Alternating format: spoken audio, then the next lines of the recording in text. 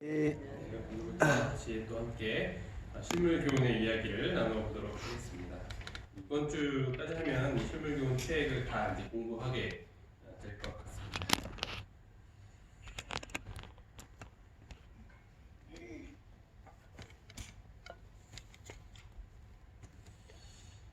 프랜차이즈 편의점 점포 2개를 운영하는 A씨의 인터뷰 내용입니다. 1년 이상을 함께한 아르바이트생도 있지만 대부분 2-3달 정도 근무를 한다고 합니다. 하루 이틀 만에 나오지 않는 이들도 있다고 합니다. A씨는 고용주 입장에서 가장 힘든 것은 무단 결근이라며 이 편의점은 1인 사업장이기 때문에 아르바이트생이 나오지 않으면 점주가 대신 일을 해야 하니 24시간, 48시간 연달아 일한 적도 있다고 하면서 고개를 저었습니다. 처음 일을 하는 이 아르바이트생은 이 교육 차원에서 2-3일 정도 원래 일하던 아르바이트생과 같이 일하게 되어 있습니다. 그런데 이 교육이 끝나자마자 못하겠다고 그냥 안 나오는 것도 괘씸한데 2-3일치 알바비를 달라고 그것도 문자로 이렇게 통보하는 그런 학생들이 간혹가다 있다고 합니다. 무단 결근으로 사업적인 큰 불이익을 입혔는데도 정작 손해를 끼친 아르바이트생들이 감당할 수 있는 것은 어떤 그런 법들이 이들을 보호해주고 있기 때문입니다. 아르바이트생들을 이렇게 보호하는 것도 있겠지만 이런 사업장들의 이 고통도 우리가 있는 것을 확인할 수 있게 되는 것 같습니다. 이렇게 불성실하게 일하는 알바생이 있다면 이 주인은 그를 해고하고 싶은 마음이 가득 들 것이라고 생각합니다. 오늘의 비유에도 불성실하게 일하다가 해고 통보를 받은 사람의 비유입니다. 누가복음 16장 1절로 9절에 있는 말씀 함께 살펴보도록 하겠습니다. 누가복음 16장 1절로 9절에 있는 말씀입니다.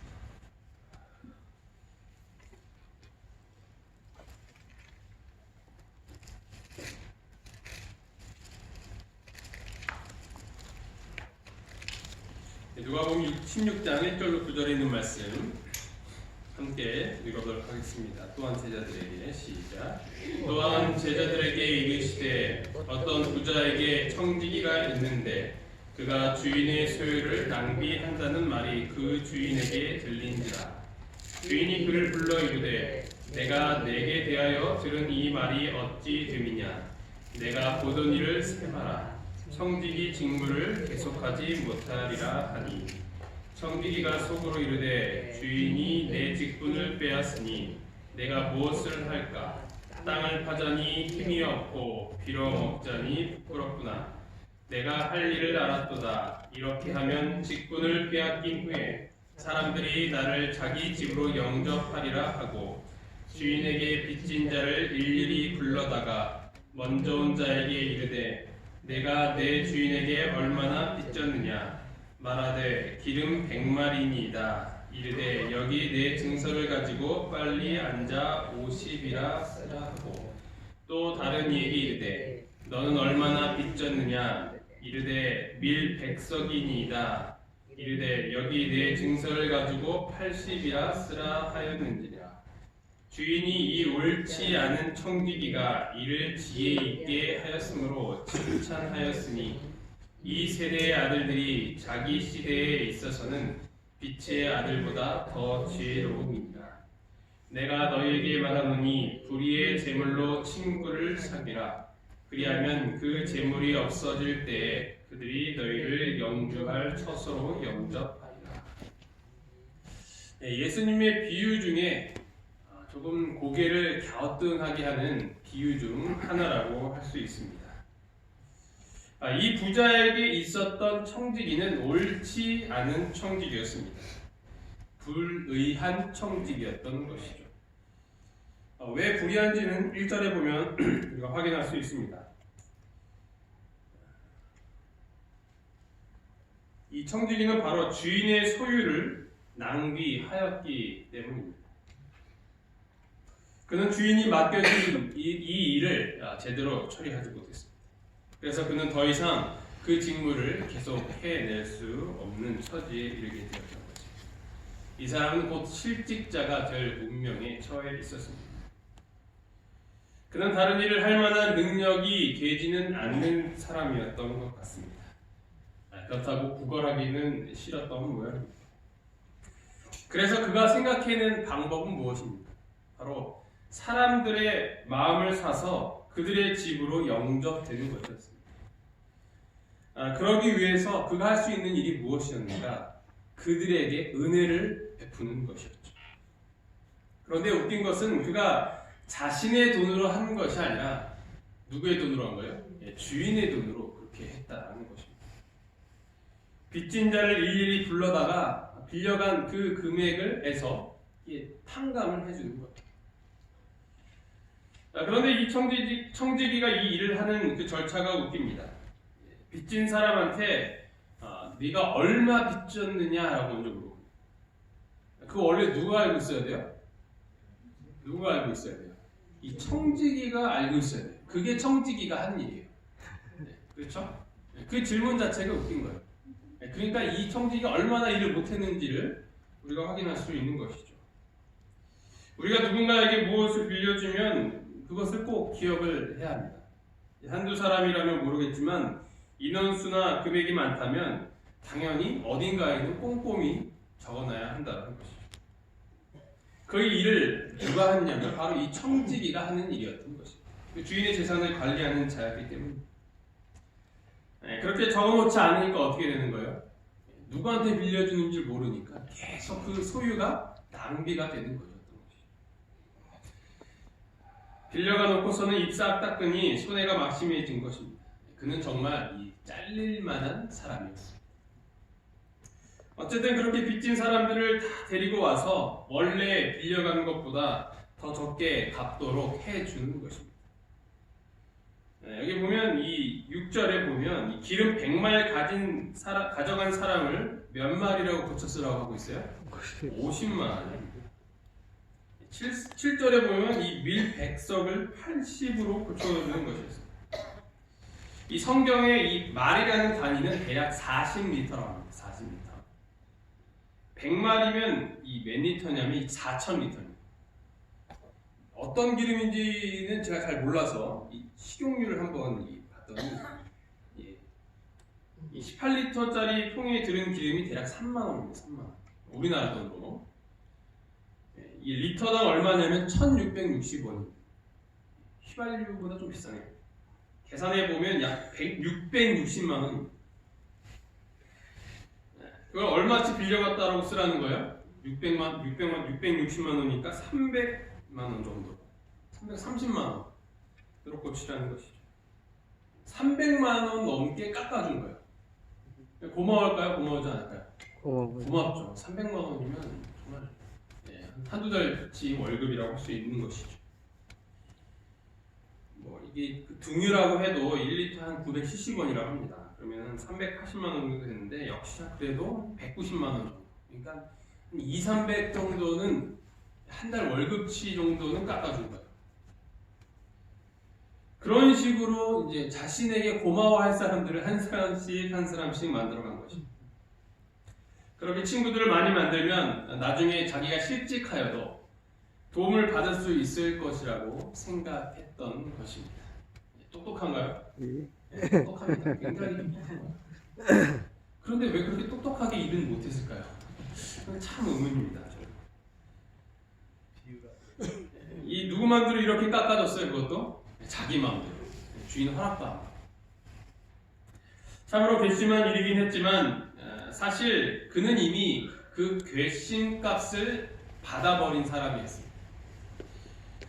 청지기 직무를 계속하지 못할 것이라는 주인의 선고가 내려진 상태였던 것입니다. 그는 더 이상 잃을 것이 없었습니다. 그래서 그는 그렇게 꾀를 내었던 것입니다. 그는 자신의 미래를 위하여서 대비하였던 것이죠. 비록 그는 그 청지기 직무를 잘 수행하지 못했지만 적어도 이 사람은 자신의 그 장래를 위하여서, 자신의 미래를 위하여서 대비하는 데 있어서는 굉장히 아주 좋은 꾀를 내었던 사람인 것입니다.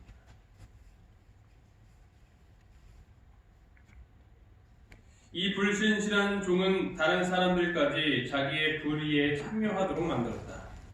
그는 다른 사람들을 이롭게 하기 위하여 주인을 속였고 그 사람들은 그러한 덕을 보므로 그를 저희의 집으로 초청하여 대접할 의무가 생기게 된 것이었다. 이 일은 분명히 불의한 일이었습니다. 옳지 않은, 의롭지 못한 그런 일이었던 것입니다. 하지만 이 주인은 그 일을 지혜 있다라고 칭찬하는 모습을 본 것이에요. 하지만 이것은 청지기로서의 칭찬을 한 것이 아니었던 것이죠. 8절을 잘 읽어보면 뭐라고 하고 있냐면 이 옳지 않다. 이미 그는 옳지 않은 청지기였던 것이죠. 그가 하는 일은 청지기로서는 옳지 않았습니다. 하지만 자신의 미래를 위하여서 지혜 있게 준비한 어떤 그런 그 마음, 그 행위, 그것만 칭찬을 했다는 것을 확인할 수 있습니다. 그러면 이 주인이 했던 칭찬의 의미는 무엇일까요? 우리가 그것을 살펴보아야 하는 것입니다. 실물교훈에서는 이렇게 기록하고 있습니다. 세상 이욕의 밝은 주인은 자기를 속여 빼앗은 자의 꾀를 칭찬했다. 그러나 이 부자의 칭찬은 곧 하나님께서 하시는 칭찬이 아니었다. 하나님은 이 불의한 청지기의 그 행위를 칭찬하는 것은 아니라고 하는 것입니다. 그는 여전히 불의했고 자신의 명예를 되찾지 못하였습니다. 그가 회개하고 용서를 받고 다시 그 일에 복직했다라는 해피엔딩으로 끝나지 않고 있기 때문입니다. 만약 그랬다면 하나님께서도 칭찬하시지 않았을까 생각을 하는 거죠. 그래서 먼저 우리가 이 비유에서 생각해야 될 것은 이 불의한 청지기는 파면당할 위기에 처했다라는 것입니다. 자신의 맡은 일을 제대로 하지 못하는 것을 가리켜서 직무유기라고 합니다. 이 주인이 청지기에게 요구하는 것이 무엇이었습니까? 2절에 보면 내가 보던 일을 셈하라. 내가 보던 일을 셈하라. 그가 보던 일, 그것은 무엇이었습니까? 바로 주인의 재산을 잘 관리하는 것이었습니다. 그것이 그가 보던 일이었던 것입니다. 그가 기억해야 할 것이 있었는데 첫 번째는 그가 관리하던 재산이 주인의 것이라는 사실. 이 청지기는 그것을 기억해야 했어요. 그리고 두 번째는 그가 그 주인의 재산을 잘 관리해야 한다는 것이었습니다. 그러나 그는 이것을 망각하고 옳지 않게 일을 하였던 것입니다. 그 결과 그는 쫓겨나게 되었던 것입니다. 우리는 이미 지난 시간에 달란트의 비유를 통하여서 우리가 갖고 있는 그 모든 것들이 하나님의 것이라는 사실을 다시 한번 기억하였습니다. 이것은 아무리 강조해도 지나침이 없습니다. 이것을 기억하는 자가 그리고 그대로 행하는 자가 바로 하나님의 신실하고 충성된 자라는 칭찬을 받을 수 있기 때문입니다. 하늘 가는 준비가 된 사람으로서 우리는 살아가는데 적합할 수 있게 되는 것입니다. 하지만 그 사실을 잊게 되면 우리는 그것들을 우리 마음대로, 우리의 뜻대로 사용하게 되는 것입니다. 내 것인 마냥 나의 유익과 나의 개인적인 만족을 위해서만 사용하게 되는 불성실에 빠질 수 있게 되는 것입니다. 그렇게 하는 자가 바로 불의한 청지기가 되는 것입니다. 사람들은 하나님의 것을 도둑질하는 죄를 범하고 있다. 즉 그들은 재물을 이기적으로 사용함으로써 고난 중에 있는 인류를 구제하고 영혼을 구원하는 일로서 하나님께 돌려야 할 영광을 빼앗고 있다. 그들은 저희에게 맡겨진 재물을 사사로이 사용하고 있다. 우리는 주님께서 맡겨주신 그것들을 누구를 위하여서 사용하고 있습니다. 우리는 다시 한번 질문을 해보아야 하는 것입니다. 그것은 다 주인의 것이라고 성경에서는 이야기를 하고 있습니다. 우리의 것이 아닙니다. 또한 하나님께서 우리에게 주신 것도 아닙니다. 그것은 맡겨주신 것입니다. 다시 되찾겠다라는 것이죠. 그래서 주인은 무엇이라고 또 이야기를 하는 것입니다. 내가 보던 일을 셈하라. 셈하라. 청지기는 이 말을 듣자마자 정신이 번뜩 났을 것입니다. 그는 재빨리 그 일들을 처리한 것입니다. 재물을 꾸어줬던 사람들을 일일이 다 불러서 그 내용들을 확인하고 적고 정리하였던 것입니다. 우리는 이 종과 마찬가지로 우리가 보던 일을 셈할 날이 올 것입니다. 각 사람은 자기에게 맡겨졌던 선물을 내어놓으라는 요구를 받게 될 것이다. 최후의 심판날에는 사람들이 쌓아두었던 재물이 그들에게 쓸모없는 것이 되고 말 것이다. 그날에 그들이 자기 것이라고 할 수 있는 것은 아무것도 없을 것이다. 여기에 나와 있는 이 불의한 청지기처럼 셈하겠다는 그 주인의 통보를 받고 그제서야 부랴부랴 서두르지 말고 진작부터 잘 관리해서 주님 오시는 그 기쁜 날에 우리가 감사하는 마음으로 우리의 선물을 다시 드릴 수 있는 그런 충성되고 신실한 종이 되기를 간절히 바랍니다. 아멘.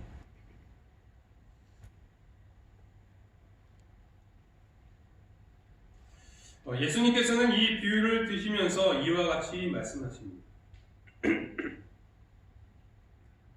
이 세대의 아들들이 자기 시대에 있어서는 빛의 아들들보다 더 지혜로우니라. 이것은 좋은 말일까요? 나쁜 말일까요? 이 세대의 아들들은 세속적인 사람들을 말하는 것이고 빛의 아들들은 하나님의 자녀들을 이야기합니다. 그들이 더 지혜롭다는 것이고 우리는 그렇지 못하다는 것이죠. 적어도 우리에게 있어서는 그렇게 기분 좋은 말은 아닌 것입니다. 그들이 우리보다 더 지혜롭다고 하기 때문입니다. 이 말씀의 의미는 무엇인가? 세속적으로 지혜 있는 사람들이 저희 자신을 섬기는 일에 있어서 하나님의 자녀라고 하는 자들이 하나님을 섬기는 일보다 더 많은 지혜와 열성을 나타내고 있다는 것을 의미하는 것입니다. 세속적으로 지혜 있는 사람들이 저희 자신을 섬기는 일, 그리고 하나님의 자녀라고 하는 자들이 하나님을 섬기는 일, 누가 더 지혜 있고 누가 더 열성 있다는 거예요? 바로 이 세속적으로 지혜 있는 사람들, 그들이 그들의 유익을 위하여서 사용하는 그 모든 것들을 이야기한다는 거죠. 다시 말하면 세상 사람들이 부자 되기 위하여서 노력하는 지혜와 열성, 그런 모든 것들이 우리가 하나님의 나라를 부요하게 만들려고 노력하는 그것들보다 더 많다는 것입니다. 쉽게 말하면 우리는 주님이 맡겨주시는 일들을 지혜와 열성을 갖고 일하지 않고 있다라는 말씀입니다. 세상에 손꼽히는 부자들, 지도자들, 그런 사람들은 굉장한 열심을 갖고 일을 하며 살아갑니다. 눈, 코, 뜰 새도 없이 일하고 연구하고 노력합니다. 하지만 우리가 하나님의 일을 할 때 그 정도의 열심이 있느냐 하는 것이죠. 조금 힘들면 지치고 그만두고 다른 사람 시키라 하고. 왜 그럴까요? 돈이 안 돼서 그럴까요? 오히려 손해가 되기 때문에, 아니면 내가 돈 벌어야 되기 때문에. 세상 재물을 모으는 사람들은 자신의 그런 노력들이 하나도 아깝지 않다고 생각을 합니다. 왜냐하면 그렇게 할 때 분명한 눈에 보이는 소득이 있기 때문입니다. 일을 하니까 돈을 벌고 그 돈으로 생계를 유지하고 집도 사고 땅도 사고 여행도 가고 누릴 수 있는 것들이 굉장히 많기 때문입니다. 얼마 전에 모르는 분한테 카톡이 하나 왔어요. 여러 사진들을 보내주셨는데 어떤 기사들을 캡처한 것이었습니다. 그 내용은 다음과 같습니다.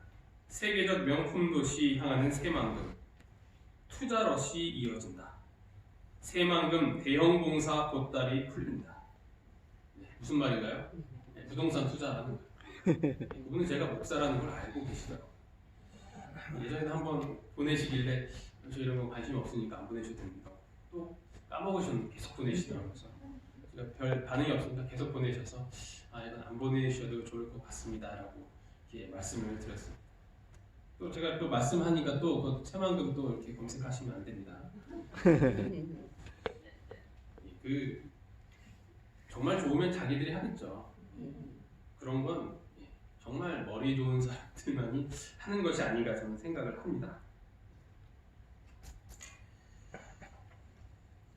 부동산에 투자라는 것이었습니다. 제가 투자에 대해서는 잘 모르지만 그나마 가장 단기적으로 그리고 많은 수익을 볼 수 있는 투자가 바로 이 부동산 투자인 것 같습니다.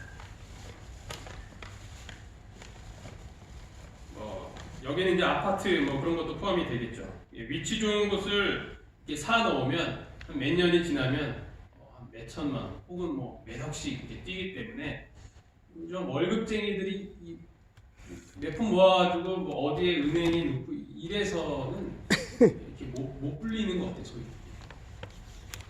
또 인바스 그것도 부동산 관심 가지면 안 됩니다.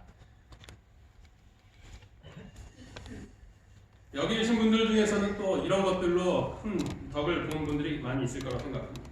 그것이 나쁘다는 것은 아니에요. 그것도 뭐예요? 하나의 달란트죠. 그러니까 그런 달란트는 또 아무나 소유하고 있는 것이 아니에요. 없다고 생각하시면 과감히 포기하시고 그냥 그렇게 하나님이 맡겨주신 것들을 갖고도 충분히 사실 수 있을 거라고 생각합니다. 그것을 위해서 연구하고 뛰어다니고 분양받으려고 새벽부터 줄을 서고 몇 억을 대출해서 그것을 사고 왜 그럴까요? 그만큼 가치가 있다고 생각을 하기 때문입니다. 그들은 그것을 전혀 아깝다고 생각하지 않습니다. 투자는 그런 것입니다. 여기에 끼어 있으신 분들은 정말 돈을 긁어 모을 거라고 생각합니다. 하지만 우리가 쏟는 관심의 절반이라도 이 하늘 창고를 채우는 일에 쏟는다면 하나님의 사업은 달라지게 될 것이라는 것이 바로 오늘 이 비유에서 얻을 수 있는 교훈인 것입니다. 우리는 그들보다 더욱 지혜롭고 열정적으로 하늘을 위하여서 살아야 한다는 것을 오늘 이 시간 꼭 기억하시기를 간절히 바랍니다. 아멘. 그 다음으로 9절을 보면 예수님께서 내가 너에게 말하노니 불의의 제물로 친구를 사귀라. 그리하면 그 제물이 없어질 때 그들이 너희를 영주할 처소로 영접하리라 라고 기록을 하고 있습니다. 이 불의한 청지기는 불의의 제물로 친구를 사귀었고 또 제물이 없어질 때를 위하여서 이 장례를 준비하였던 것입니다. 그리스도인도 장례를 위하여서 준비해야 합니다. 어떤 친구를 사귀어야 하냐면 이 영주할 처소로 영접하는 친구를 사귀라는 것입니다. 영주할 처소라는 것은 영원히 거주할 처소를 이야기합니다. 다시 말해서 하늘에서 만날 친구를 사귀라는 것이죠. 우리가 준비하는 미래는 이 비유에 나오는 불의한 청지기의 미래와는 차원이 다른 친구를 사귀고 또 그것을 준비하는 자들이라는 것입니다. 여기서 우리는 두 가지 질문을 하게 됩니다. 첫 번째, 하늘에서 우리가 만날 친구는 누구인가?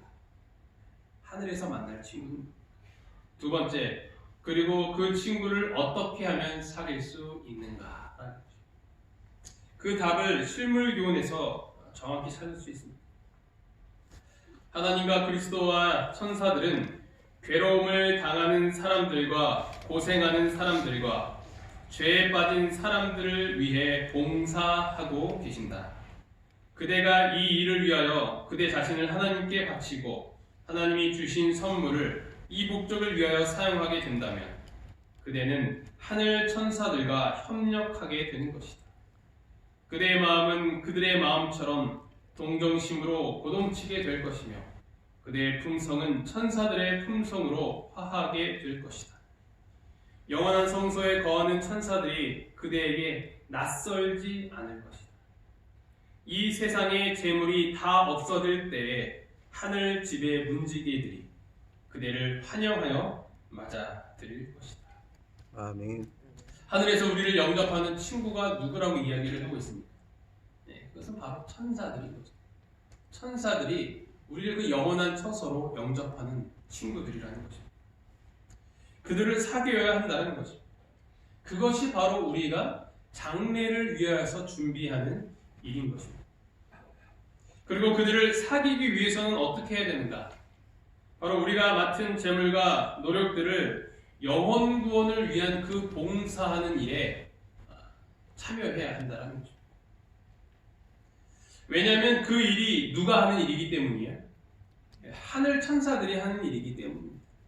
그 하늘 천사들이 하는 일을, 그 동일한 일을 네가 지금 맡겨진 그 재물을 갖고, 주인이 주신 그 재물을 갖고 사용하라는 것입니다.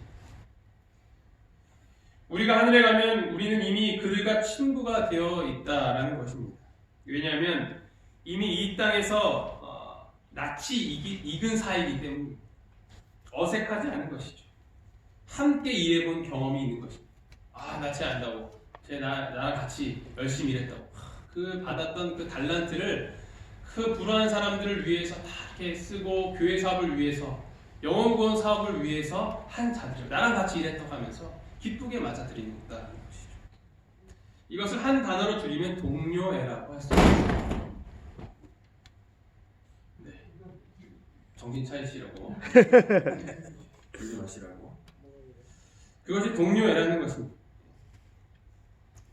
그런데 우리가 그 일을 하지 못하면 어떻게 돼요? 어떻게 되는 거예요? 누구더라? 이렇게 천사들이 누구지? 너도 오긴 왔구나. 이렇게 하는 겁니다. 들어갈 수는 있지만 좀 어색한 사이가 될 수도 있다라고 생각을 합니다.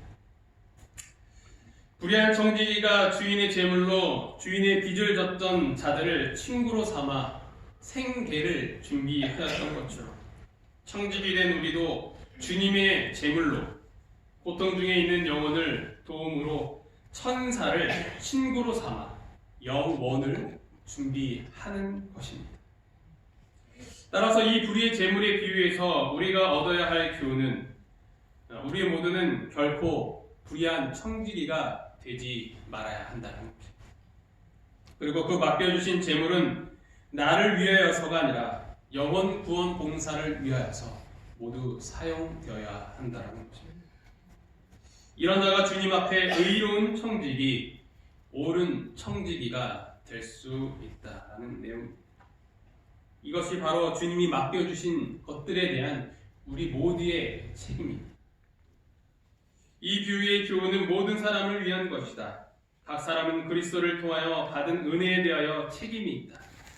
우리의 일생이 세속적이고 일시적인 사물에 빼앗겨 버리기에는 너무나 엄습하다. 주님께서는 우리가 영원하시고 보이지 않으시는 분이 우리에게 나누어 주신 것을 다른 사람에게 나누어 주기를 바라신다. 불의한 청지기는 불의한 재물로 장례를 준비했습니다. 그러나 우리는 의로운 청지기가 되어 주님이 맡겨주신 것들을 올바로 사용함으로써 하늘을 준비해야 할 것입니다. 하나님의 뜻대로 사용하는 재물이 옳은 재물, 의로운 재물이 되는 것입니다. 그렇게 사용하기 위하여서 천사들과 협력하며 같은 마음으로 봉사할 때 우리는 하늘에 가서 그들의 환영을 받게 될 것입니다. 아멘. 함께 따라해 주시면 감사하겠습니다. 의로운 재물로 천사를 사귀겠습니다. 천사를 사귀겠습니다. 기도하시겠습니다. 하늘에 계신 하나님 아버지, 오늘 저희가 이 불의한 청지기의 비유를 통해서 우리가 장례를 위하여 어떻게 준비해야 할지를 깨달을 수 있도록 인도하여 주심에 참으로 감사합니다.